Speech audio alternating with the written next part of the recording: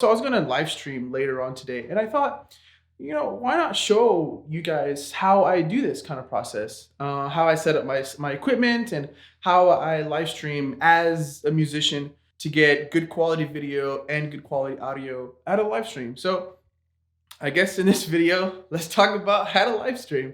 All right, let's get some more light. All right, I'm gonna point this thing at the ceiling so it just kind of spreads everywhere, just so I don't have to keep moving it. All right, microphone here.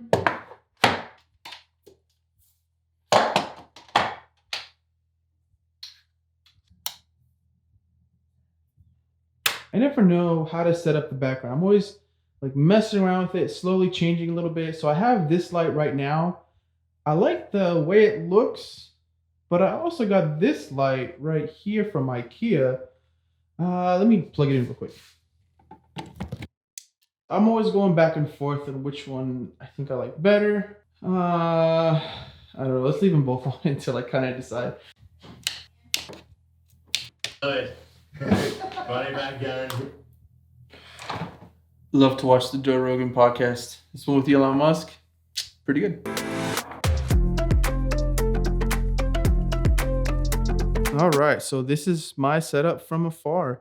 I like to have this 2 microphones set up because I can get the sound quality that I want out of my guitar from the Royer 122 Mark II, and then I use the Electro Voice as my dialogue microphone. I have everything plugged in into my Apollo X8P. Now, instead of an interface, you can also use like a mixer, like a mixing board if you wanted to as well.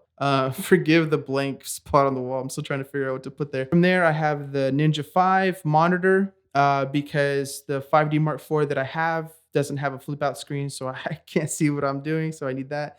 And then, of course, this old Vanguard tripod is actually where my camera's gonna go. I keep hitting the wall, so now I have all these like white spots everywhere. I have a ton of repaint.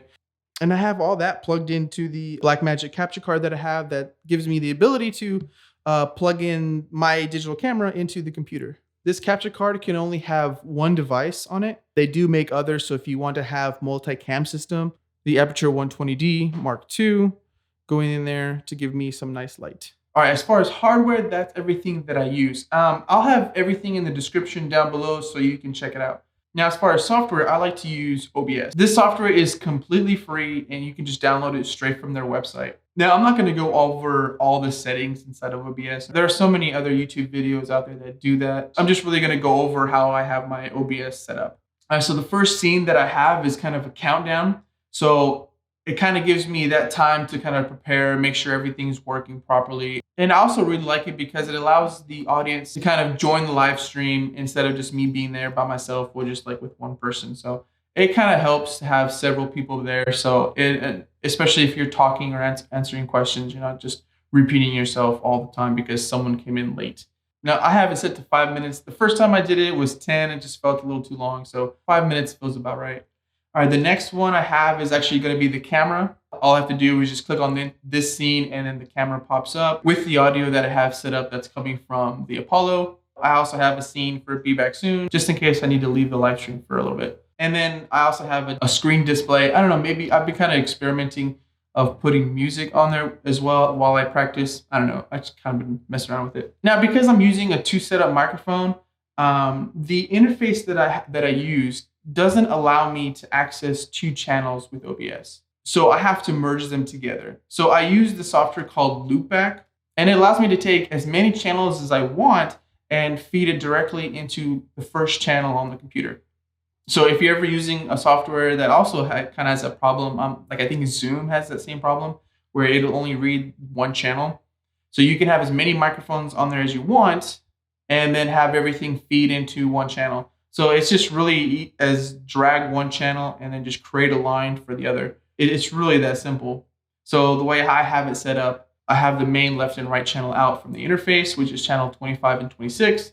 And then I have that going straight into line 1 for the computer. It really makes it easier when you can route whatever channel you want to inside the computer. And then to start streaming, select which platform you're going to be streaming to. In my case, it's YouTube. And then I have to get the stream key. Now, you're going to do that whenever you log into YouTube in this case and copy the stream key from your account. and just go ahead and copy and paste it into OBS and hit OK. And that's how those two programs communicate with each other. And then just hit start streaming and you're all set. Got my background. The only thing left is start streaming.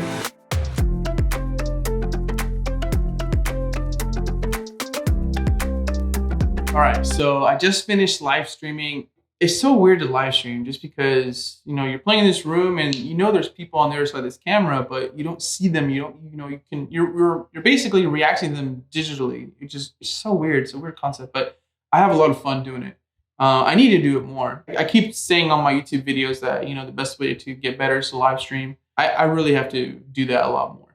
Well, that's it for me. If you like this video, give it a thumbs up, subscribe. I'll leave all my links down in the description, and I'll see you guys in the next one. Peace.